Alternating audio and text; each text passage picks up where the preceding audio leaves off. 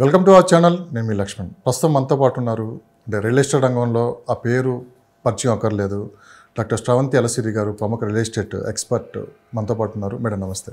నమస్తే లక్ష్మణ్ గారు. మీ ఇంటర్వ్యూస్ చూసిన తర్వాత చాలా మంది మీ పేరు తెలియని వాళ్ళు అయితే లేరు. సో అంటే రియల్ ఎస్టేట్ వర్గాల్లో కూడా మీ పేరు బాగా, నా పేరుతో పాటు సబ్జెక్ట్ కూడా వాళ్ళకి సబ్జెక్ట్ బట్టే పేరు ఎవరు డాక్టర్ ఎలసిరి అని చెప్పి కూడా చాలా మంది అడుగుతూ ఉన్నారు. సో మొత్తం మీద మనం ఒకసారి గమనించామంటే లాస్ట్ 6 months నుంచి మనం ఒకసారి రియల్ ఎస్టేట్ మార్కెట్ ఏ విధంగా ఉందో మనం చూస్తూనే ఉన్నాం. అంటే ప్రతి ఎలక్షన్లు 5 సంవత్సరాలకు వస్తూ ఉంటాయి, పోతూ ఉంటాయి. ఒక 3 months మార్కెట్ కొంచెం స్టేబుల్గా ఉంటుంది. సో ఎలక్షన్లు అయిపోయినాయి, రిజల్ట్ వచ్చినాయి, కొత్త గవర్నమెంట్ కూడా ఫామ్ అయిపోయింది. అయినా కానీ మార్కెట్ అదే నడుస్తుంది. రేపు పార్లమెంట్ ఎలక్షన్ అయిపోయే వరకు ఇలానే ఉంటుంది. పార్లమెంట్ ఎలక్షన్ తర్వాత కొంచెం వేగం పెరిగే అవకాశం ఉందని చెప్పి కూడా స్వయాన ముఖ్యమంత్రి గారు రేవంత్ రెడ్డి గారే చూడటం కూడా జరిగింది. అది నిజమేనంటారా మేడం? మార్కెట్ నిజంగానే డల్గా ఉందా? రేపు పార్లమెంట్ ఎలక్షన్ తర్వాత పెరిగే అవకాశం ఉంది? డల్ అనే పదం కంటే కూడా స్టాగ్నేషన్ అండి. ఒక చోట వచ్చి ఆగిపోతాం కదా, అట్లా స్టాగ్నేటెడ్గా ఉంది మార్కెట్. దానికి రీజన్ వచ్చి ముఖ్యంగా చెప్పుకోవాలి అంటే ముందు సెంటిమెంట్ చాలా వరకు వర్క్ అయిందండి.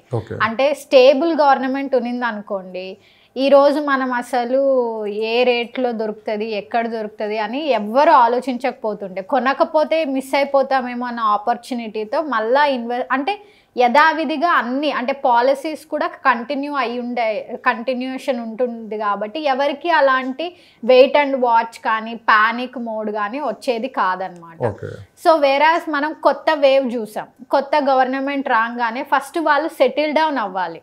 ముందు వాళ్ళు ఇచ్చిన హామీలు కావచ్చు, వాట్ ఎవర్, వాళ్ళు వచ్చిన వెంటనే రియల్ ఎస్టేట్ని రెవెన్యూని పెంచేసే లాంటి ఆప్షన్స్ ఫస్ట్లోనే ఏం తీసుకోలేదు. దానివల్ల అందరికీ ఏమైపోయింది అంటే ఒక కైండ్ ఆఫ్ స్తబ్దత ఏర్పడిపోయింది. అంటే ఈ టైంలో మనం ఇన్వెస్ట్ చేయడం శ్రేయస్కరం కాదు అని చాలామంది, అంటే ఇదంతా ఆలోచించేది ఎవరంటే కొంచెం మిడ్ రేంజ్ ఉండేవాళ్ళు, అంటే 50 lakhs to 1 crore బడ్జెట్ ఉండేవాళ్ళు, లేదా 15 lakhs బడ్జెట్ ఉండేవాళ్ళు ఎక్కువగా ఇంపాక్ట్ అవుతూ ఉంటారు. కానీ ఇలాంటి టైం పీరియడ్లో, ఎలక్షన్స్ టైం పీరియడ్లో అనేది బేసిక్గా ఏంటంటే మోర్ రెవెన్యూ ఇక్కడ ఇన్వాల్వ్ అయి ఉంటుంది. అంటే more of transactions, cash transactions, నగదు బదిలీ అవ్వడం ఇలాంటివి జరుగుతూ ఉంటాయి. అలాంటప్పుడు ఎలక్షన్స్ టైంలో మోర్ ఫోకస్ ఉంటుంది కాబట్టి పెద్దగా ట్రాన్సాక్షన్స్ అనేవి జరగవు. అది మిడ్ ఇన్వెస్టర్స్కి ఎలాంటి ఇంపాక్ట్ ఉండదండి. కోట్లలో లావాదేవీలు జరిగే వాళ్ళు రిస్క్ ఎందుకు ఈ టైంలో అని చెప్పి పర్మిషన్స్ తెచ్చుకునే ప్రాజెక్ట్స్ని కొంచెం ఆపడము, లేదా తర్వాత ఎక్వైర్ చేయాలని అనుకోవడము, బిజినెస్ చేసే వాళ్ళకి అది ఇంపాక్ట్ ఉంటుంది. కానీ ఒక మిడ్ రేంజ్ ఆఫ్ ఇన్వెస్టర్కి పెద్దగా ఇంపాక్ట్ ఉండదు. ఫ్లాట్ తీసుకోవాలన్నా they can do online transaction, bank loan వస్తుంది చక్కగా. బ్యాంక్ లోన్కిను వచ్చిన గవర్నమెంట్కి సంబంధం లేదు కదా. మీ సిబిల్ స్కోర్ బాగుంటే 80% లోన్ తెచ్చుకోవచ్చు, 50% లోన్ తెచ్చుకోవచ్చు. ఇంక్లూడింగ్ అప్రూవ్డ్ ప్లాట్స్కి కూడా మనకు లోన్లు వస్తాయి. సో కాబట్టి ఒక మిడ్ రేంజ్ ఆఫ్ ఇన్వెస్టర్స్కి ఈ సిచ్యువేషన్ అనేది పెద్ద ఇంపాక్ట్ ఉండదు. కానీ circumstances like external factors like ఈ గవర్నమెంట్ దేని మీద ఫోకస్ చేస్తుంది, పథకాల మీద ఫోకస్ చేస్తుందా, లేకపోతే ఇన్ఫ్రాస్ట్రక్చర్ మీద ఫోకస్ చేస్తుందా, ఎంప్లాయ్మెంట్ మీద ఫోకస్ చేస్తుందా, ఈ గవర్నమెంట్ దేని మీద ఫోకస్ చేస్తే ఏ ఏరియా పాపప్ అవుతుంది, ఆ ఏరియాలో ఇన్వెస్ట్ చేద్దాం అని వేచి చూస్తున్నారు తప్పిస్తే ఒక రకమైన నెగిటివిటీ అయితే లేదు. ఇది ప్రతిసారి జరుగుతుంది, ప్రతి టర్మ్లోనూ జరుగుతుంది. కాకపోతే లాస్ట్ టర్మ్లో మనకేంటంటే సేమ్ గవర్నమెంట్ కంటిన్యూ అవడం వల్ల అగ్రెసివ్గా మార్కెట్ అనేది పుష్ అయిందనమాట. కానీ మీలాంటి ఎక్స్పర్ట్స్ ఈ మధ్య చెప్తున్నది ఏంటంటే, అంటే 1 crore బిలో ఇన్వెస్ట్ చేసే వాళ్ళకి ఇది మంచి టైము అంటున్నారు. ఇన్వెస్ట్ చేసే వాళ్ళకి, అవునండి, అమ్మేవాడికి నష్టమే కానీ కొనేవాడికి నష్టం లేదు ఇక్కడ అని చెప్పంటున్నారు. ఎంతవరకు నిజం మేడం? ఒకటైతే ఒకటి గుర్తు బాగా పెట్టుకోవాల్సిన విషయం ఏంటంటే అండి, ఈ రోజు ఏ ఒక్కరు ల్యాండ్ కొని లేఅవుట్ వేయలేదు, ఏ ఒక్కరు హై రేజెస్ నిన్న మొన్న వేయలేదు. ఇవన్నీ ప్రోడక్ట్స్ అంటే ఒక లేఅవుట్కి పర్మిషన్ రావాలన్నా 1 year టైం పీరియడ్, ఒక రేరా రావాలన్నా ఒక 1.5 year అయితే పర్మిషన్స్కే వెళ్ళిపోతుంది. వేరాజ్ హై రేజెస్ తీసుకోవాలి అంటే land acquisition, bank approvals and construction start అయ్యి హ్యాండ్ ఓవర్ రావాలంటే 3 years 3 to 4 years అనుకుందాం. ఈ ప్రాజెక్ట్స్ అన్ని ఎప్పుడు స్టార్ట్ అయ్యి ఉంటాయి? 2020లో స్టార్ట్ అయ్యి ఉంటాయి. అప్పుడైతే సేమ్ ఇండెక్సే ఉన్నింది కదా, సేమ్ గవర్నమెంట్ ఇండెక్సే ఉన్నింది కదా. సో వాళ్ళు కొన్నప్పుడు వాళ్ళకి రా ప్రోడక్ట్ అంటే రా ల్యాండ్ ఎంతకు వచ్చి ఉంటుందో దాన్ని బట్టి ప్రైజెస్ అనేవి డిటర్మైన్ చేస్తున్నారు. సో అక్కడ ఎక్కడైనా ఓ 500 అది నార్మల్గానే తగ్గిస్తారు డిస్కౌంట్ బేస్డ్ అపాన్ మన పేమెంట్ టైమ్ లైన్స్ని బట్టి కావచ్చు, లేదా మనం ఎక్కువ పోర్షన్ ఎంత తొందరగా కడతామనే దాన్ని బట్టి ఎవరైనా 500 డిస్కౌంట్ ఇస్తారు బేస్డ్ అపాన్ ఆ బిల్డర్ రిప్యుటేషన్ని బట్టి, క్లయింట్ రిలేషన్షిప్ని బట్టి నార్మల్గానే 500 దొరుకుతుంది. అంతకు మించి 8,000 ప్రోడక్ట్ని 4,000కి అయితే ఎవరు ఇవ్వట్లేదు, అస్సలు ఇవ్వట్లేదు. ఎందుకు ఇవ్వట్లేదు? రా ప్రోడక్ట్ ఏమి నిన్న మొన్న కొనలేదు వాళ్ళు, ఎప్పుడో 3 ఏళ్ల క్రిందట కొని రన్నింగ్లో ఉన్న ప్రోడక్ట్స్ని 500-1000 రూపాయలు డిస్కౌంట్ ఇవ్వడానికి ఇంట్రెస్ట్ చూపిస్తారు. కానీ అంటే ఇన్వెంటరీ ఫాస్ట్గా మూవ్ అవ్వాలని, అంతే తప్పిస్తే 50% రేట్లు పడిపోయి తక్కువకైతే ఎవరు అమ్మటం లేదు. ఇది ఎవరైనా అర్థం చేసుకోవాల్సిన విషయము. 500 to 1000 అనేది that is a royalty discount. ఎవరైనా ఆఫర్ చేస్తారు దాన్ని బేస్డ్ అపాన్ వాళ్ళ బఫర్ని బట్టి. ఇప్పుడు వచ్చే ప్రోడక్ట్స్ అఫోర్డబిలిటీలోకి వస్తాయి. అంటే మరీ ఒక పర్ స్క్వేర్ ఫీట్ మరీ 13,000 కాకుండా కొంచెం అఫోర్డబుల్గా 8,000కి దొరుకుతాయి. ఏవి? కొత్త ప్రోడక్ట్స్, ఇప్పుడు ల్యాండ్ ఎక్వైర్ చేసేవాళ్ళు based upon to the new government patterns. So మనకిప్పుడున్న ప్రోడక్ట్స్ అన్నీ కూడా 3 ఏళ్ల క్రిందట స్టార్ట్ అయ్యి కంటిన్యూషన్లో ఉన్న ప్రోడక్ట్స్ కాబట్టి ఏవి రేట్లు పడిపోలేదు. మహా అంటే ఒక 500 నుంచి 1000 రూపాయల మధ్యలో వాళ్ళకున్న బఫర్లో డిస్కౌంట్స్ అనేవి ఆఫర్ చేస్తున్నారు. అది కూడా based upon the client payment time lines అన్నమాట. మరి హెచ్ఎండిఏ కూడా ఎక్స్పాండ్ చేస్తున్నారు, అంటే ఆ పరిధి కూడా పెరుగుతుందని చెప్పి అంటున్నారు మేడం. ఇప్పటికిప్పుడు హెచ్ఎండిఏ పరిధి పెంచడం వెనక ఉద్దేశం ఏంటి, ప్రభుత్వం యొక్క ఉద్దేశం? మనము ఈ ఎగ్జిస్టింగ్ గవర్నమెంట్ యొక్క కొన్ని ప్రెస్ మీట్స్ చూసినా ఆర్ మన హానరబుల్ సీఎం గారి ప్రెస్ మీట్స్ చూసినా వాళ్ళు వర్టికల్ గ్రోత్ని పెద్దగా ప్రమోట్ చేస్తున్నట్టు అనిపించట్లేదు. అంటే మనకైతే అన్లిమిటెడ్ ఎఫ్ఎస్ఐ ఉంది, అంటే 100 ఫ్లోర్లైనా కట్టచ్చు. సో దానివల్ల ఏమైపోతుంది అంటే ఒక ప్లేస్లో 100 ఫ్లోర్లో ఒక ఫ్యామిలీకి యావరేజ్గా 3 అనుకుందామండి. సో అన్ని ఈచ్ ఫ్లోర్కి మినిమం ఈ రోజుట్లో మినిమం 5 నుంచి 8 అపార్ట్మెంట్స్ ఉంటున్నాయి అన్నమాట. లేదంటే కొంతమంది 10 కూడా అకామిడేట్ చేస్తున్నారు. ఒక్క హైరేజ్ బిల్డింగ్లో నుంచి 1,00,000 కార్లు పార్క్ అయ్యి బయటకు ఒకటేసారి వస్తే టైం ఇంటర్వెల్స్ని బట్టి పరిస్థితి ఏంటి అన్న కాన్సెప్ట్ వీళ్ళు ఫస్ట్ నుంచి ప్రమోట్ చేస్తున్నారు.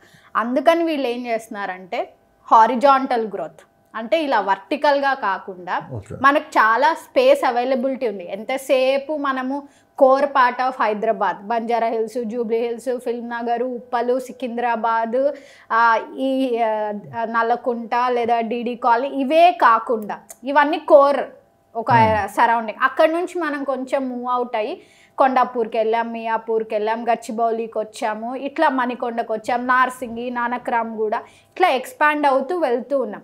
ఈ ఎక్స్పాన్షన్ని ఇంకా ఎక్స్పాండ్ చేసే క్రమంలోనే అవుటర్ మన రింగ్ రోడ్ని మాస్టర్ ప్లాన్ని ఇంకా ఎక్స్పాండ్ చేయాలి అని అనుకుంటున్నారు, which is called mega master plan అనమాట. సో దీనివల్ల ఏమవుతుంది అంటే హారిజాంటల్ గ్రోత్ పెరుగుతుంది, టౌన్షిప్స్ పెరుగుతూ వస్తాయన్నమాట. సో అది వాళ్ళ కాన్సెప్ట్. సో మాస్టర్ ప్లాన్ అప్పటికప్పుడు ఇప్పటికిప్పుడు డెవలప్ అయిపోయి అదంతా మనం చూడలేమండి. ఇప్పటికి కూడా మనకున్న 2031 మాస్టర్ ప్లాన్కి అనుగుణంగా ఇంకా రోడ్స్ ఎక్కడా ఫామ్ అవ్వలేదు. అంటే మాస్టర్ ప్లాన్కి అనుగుణంగా ఉన్నవన్నీ చేయాల్సిందే, కానీ 2031 మాస్టర్ ప్లాన్కి ఉన్నవన్నీ 100 feet రోడ్స్ కావచ్చు, ఇవన్నీ కూడా ఫినిష్ చేయాలి. And then they have to think about mega master plan అనమాట. లేదు ప్యారలల్గా ఒక సింగిల్ బాడీ ఎంటిటీ లాగా చేసి దాంట్లోనే అన్నీ అక్యుములేట్ చేయాలి అన్న ఒక ఎజెండాతో ముందుకెళ్తున్నారు. కాబట్టి మేబీ మనకు ఒక 5 to 10 yearsలో మనం మెగా మాస్టర్ ప్లాన్ని కూడా ఒక కైండ్ ఆఫ్ ఇంప్రూవైజ్డ్ ప్రోగ్రెస్లో చూడొచ్చేమో. కాంగ్రెస్ గవర్నమెంట్ వచ్చి దాదాపు 100 రోజులు కంప్లీట్ అయిపోయింది మేడం. అంటే రియల్ ఎస్టేట్ రంగంలో అపూర్వమైన అనుభవం ఉందని చెప్పి రేవంత్ రెడ్డి గారు చెప్పారు. అండ్ మాస్టర్ ప్లాన్ ఏంటి అసలు సిటీ మీద? అదే అంటున్నానండి, ఆయనకున్న విజన్ అంటే హిస్ సింగిల్ విజన్ అనేం కాదు. వాళ్ళు ఎప్పుడైతే మాస్టర్ ప్లాన్ని డిజైన్ చేయాలి అనుకుంటే it has to come up with the experts. ఇప్పుడున్న సిటీ లోడ్ ఎంత ఉంది, దీన్ని ఎక్స్పాండ్ చేస్తే ఎలా ఎక్స్పాండ్ చేయొచ్చు, నార్త్కి చేయొచ్చా, సౌత్కి చేయొచ్చా, ఈస్ట్కా, వెస్ట్కా, ఔటర్ రింగ్ రోడ్కి చుట్టూ మళ్ళీ రీజనల్ రింగ్ రోడ్ ప్రపోజల్స్ ఉన్నాయి. ఏ మధ్యలో దీన్ని ఎక్స్పాండ్ చేయొచ్చు, ఎందుకంటే మనకు జోన్స్ ఉన్నాయి కదండి. హెచ్ఎండిఏలో మనకు జోన్స్ ఏవైతే ఉన్నాయో పెరి అర్బన్ జోన్ మళ్ళీ రెసిడెన్షియల్ జోన్లోకి వచ్చే అవకాశం కూడా ఉంటుంది వీళ్ళు చెప్తున్నట్టు మాస్టర్ ప్లాన్ డెవలప్ ఇంకా ఎక్స్పాన్షన్ చేస్తే.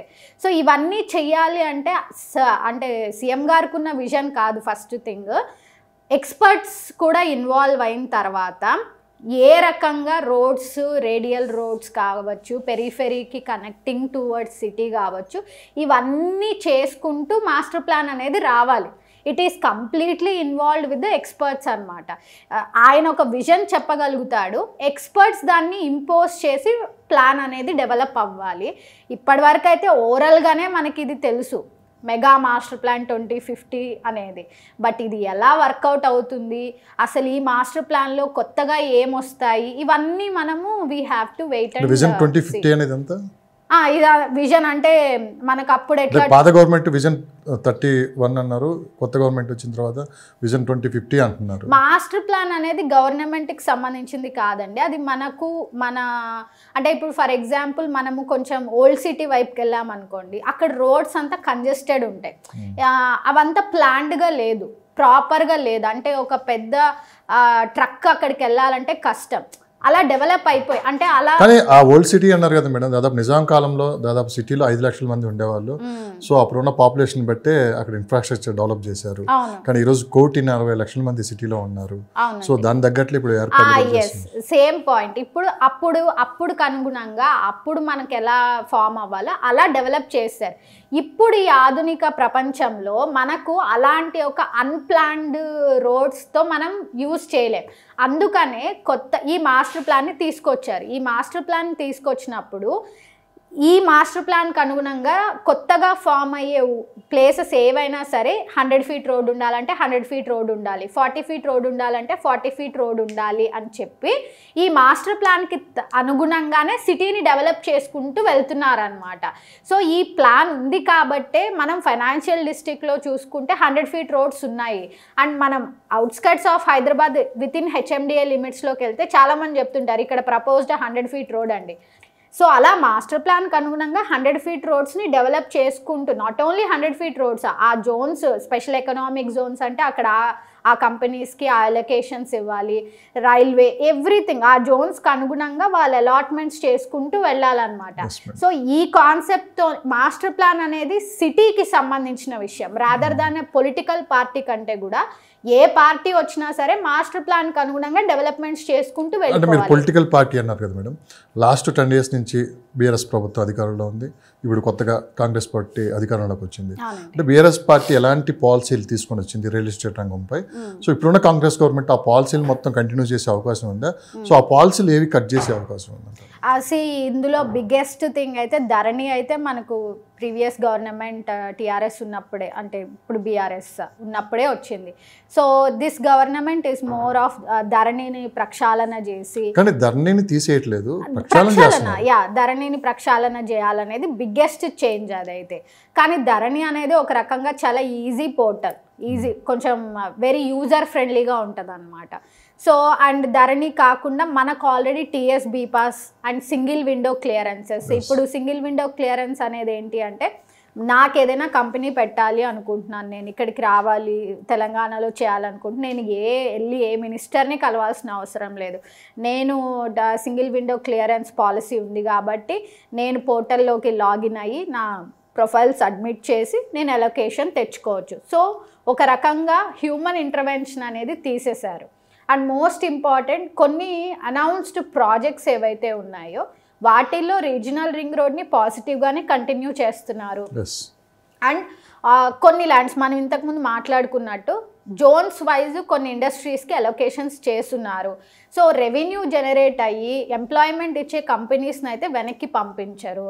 సో అందుకనే ఈ గవర్నమెంట్ ఎక్కడైతే ఎలాంటి కొన్ని పాలసీస్ని ఏవైతే ఇంప్లిమెంట్ చేశారో in the basis of investing sectors, అంటే కంపెనీస్ వచ్చి వాళ్ళు ఇక్కడ ఎంప్లాయ్మెంట్ జనరేట్ చేయడానికి వాళ్ళ ఎస్టాబ్లిష్మెంట్ పెట్టుకోవాలి అంటే ఎలా ఉండాలి, ఈ పద్ధతులన్నిటిని నాకు తెలిసి ఫాలో అవుతారు. దాంట్లో ఎలాంటి మార్పులు అయితే ఎక్స్పెక్ట్ చేయొచ్చు, చేయకపోవచ్చు, డిపెండింగ్ వీళ్ళకి ఫ్రెండ్లీగా కూడా మార్చుకోవచ్చు. కానీ ప్రాజెక్ట్స్ విషయంలో మాత్రం అవి కంటిన్యూషన్ చేస్తారా చేయరా అనేది ఇది కంప్లీట్లీ బేస్డ్ అపాన్ వాళ్ళ విజన్కి తగ్గట్టు.